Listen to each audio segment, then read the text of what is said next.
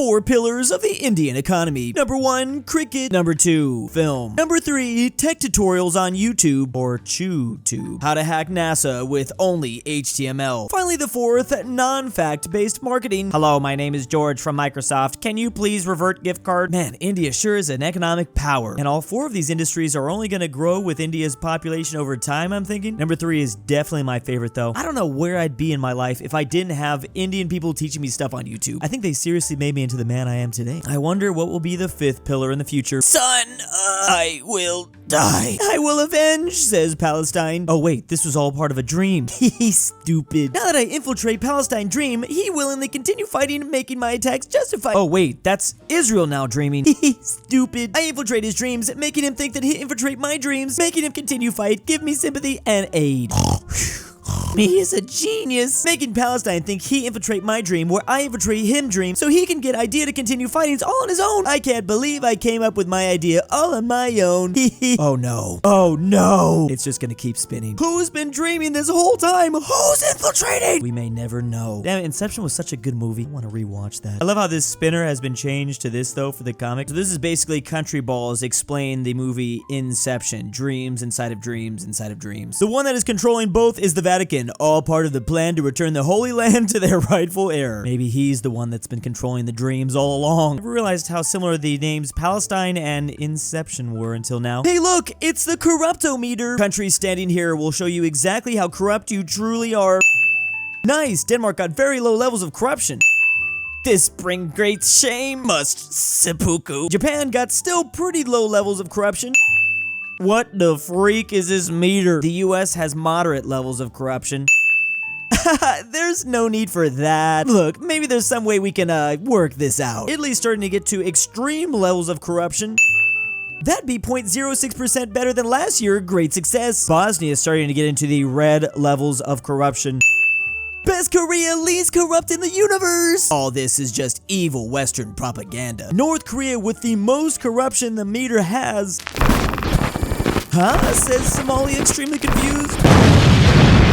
Well, I guess that says a lot. So obviously we're talking countries on Earth and their different corruption levels. Of course, this is kind of hard to judge though. It's going to depend on how you rank it. There's also so many different forms of corruption too. And we kind of have legalized corruption in the US when it comes to lobbying. So these orange and red places are just countries that haven't legalized theirs yet. But yes, according to this, it's New Zealand, Finland, and then Denmark at number 1 as the least corrupt countries on Earth. Meanwhile, Somalia is in very last place. Apparently they are the most corrupt, which I have heard before, which I guess that kind of explains the pirates' good post to show the different rankings of corruption this year. Miss Ruskia, what would you choose in Wood Encounter? The man or the bear? Of course in the bear choosing. Am not trust stinky man. You sick. I just spit all over my monitor. Of not knowing. In Russia, bear choosing you. And I is of course man. What? Due to extreme graphic imagery, the last panel is removed for the safety of viewers. What the hell did I just read? There are 2 possible endings on that last panel. It is all up to interpretation. We're still clearly having this conversation where women are more likely to choose a bear in the woods rather than finding a random man. The funny thing here though is that this should be the least surprising thing coming from Russia. The Russians love their bears. They're the Russian bear. Of course, everyone from Russia is going to choose to be with a bear. I'm just not exactly sure if they meant to be with the bear in this way though. Excuse me. Hi, I'd like to buy a car. Okay, what automobile would you be interested in, says Germany. It does look like this American ball is at a Porsche dealership though. I'd prefer a foreign model. That's a pretty vague description. Could you please specify? I'd like to drive a car with very poor gas mileage so I could support our wonderful fossil fuel industry. I'd like to drive a car that needs to be serviced every single week to show how affluent I truly am. I'd like to drive a car that clearly shows that I'm the king of the road and those who are sharing the road as me needs to feel my superiority. I also need to drive a car that will help me feel better about my beep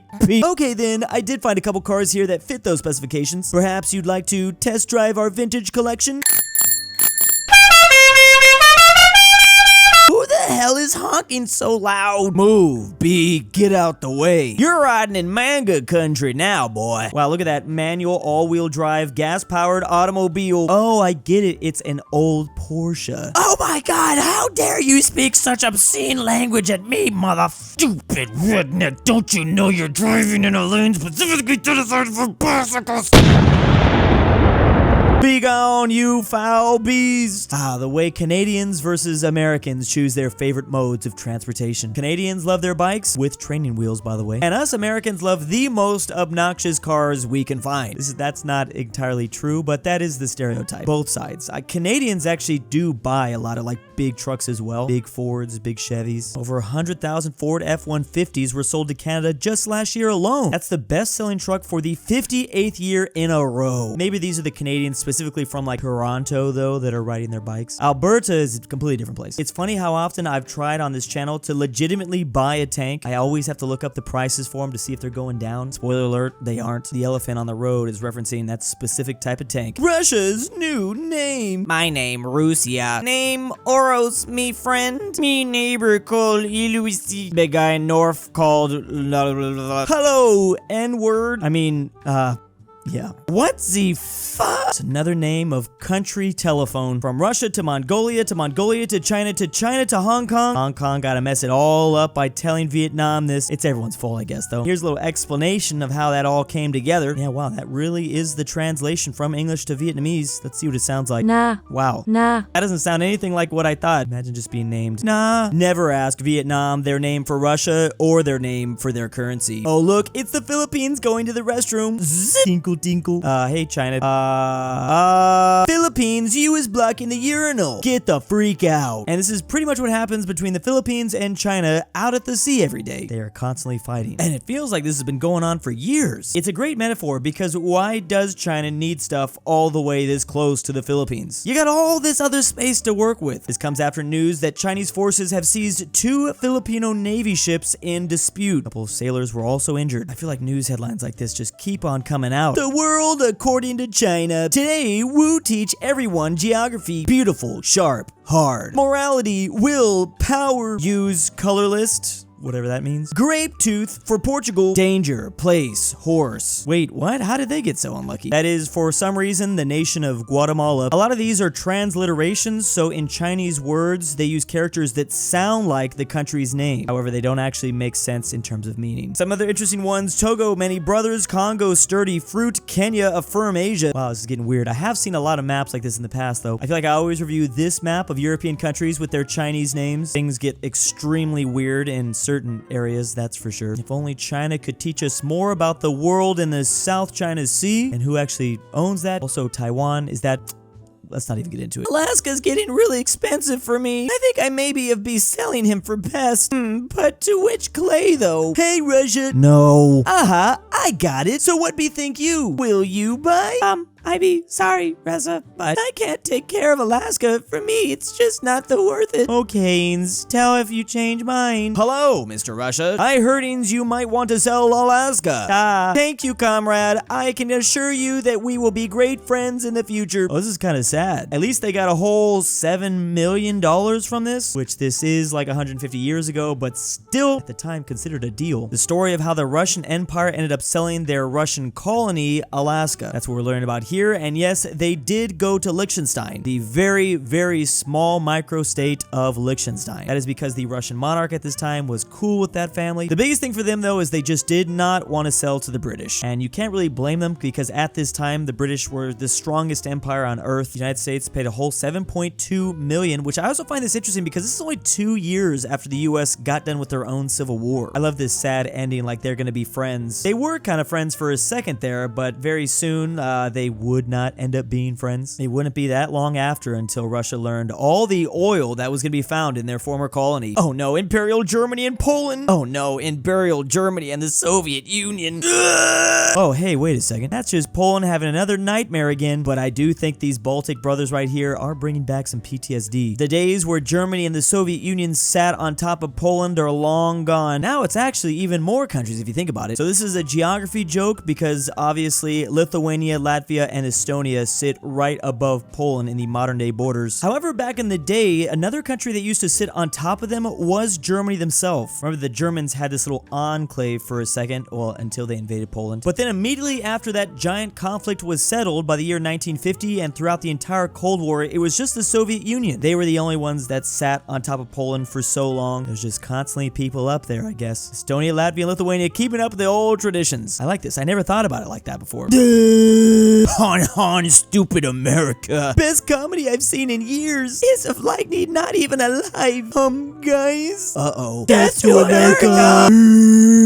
This isn't funny anymore. America, please wake up. This is why I hate comedy, says Germany. It used to be very funny to Western Europe that America was kind of slow. And honestly, that's a very nice way to put it. But as of the last 4 years, world tension has certainly increased, with Russia invading Ukraine, obviously Iran, then we have the chance of China attacking Taiwan, and then the threats that still North Korea poses. Now the British, French, and Germans are really hoping that the Americans can just start acting normal again. I don't know if we can do that anymore, though. We might just be stuck here in this state. I guess I should say Poland also needs our help. These are just NATO countries. I'm in agreement. It'd be nice, but it's not looking good. Easy there, boy. I am liking into your dog.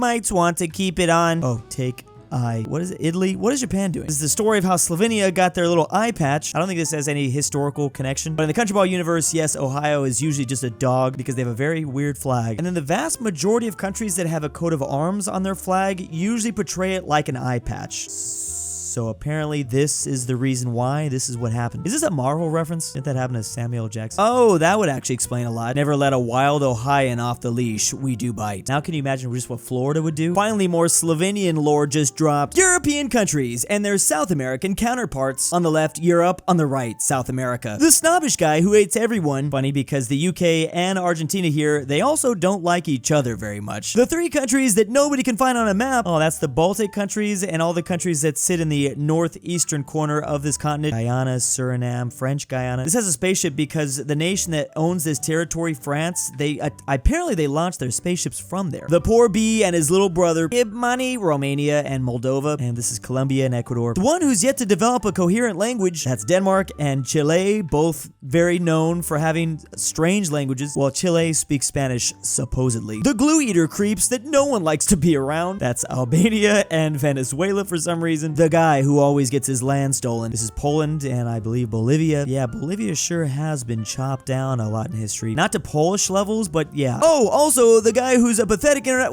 Okay, come on. Finally, the fictional country, Belgium and Uruguay. I have heard Uruguay explained this way just because of its history and its upbringing, the tension between Argentina and Brazil. I can see where this comes from. These comparisons are always pretty impressive. Makes me realize how close some countries are to each other. Judging by the eyes, Poland, unlike Bolivia, I guess, seems to have accepted its status as a pathetic international joke. That's okay. I really wish Brazil was there. Who would that be? I guess it should be Portugal, their father country. Big ol' thanks to my patrons. Drew's Argentinian grandpa. Lucas, the Canadian Goose from Avoca. Drew har förvisats från Sverige för brottet att vara dans. Amateur Archaeology. Sarsath. Carmel Saida. DaBeautiful-MEGAN-Underwood. Fredrik your dad back with the milk. Look out, InquisitorXarius. Sebby, if you hear this, and Tambre.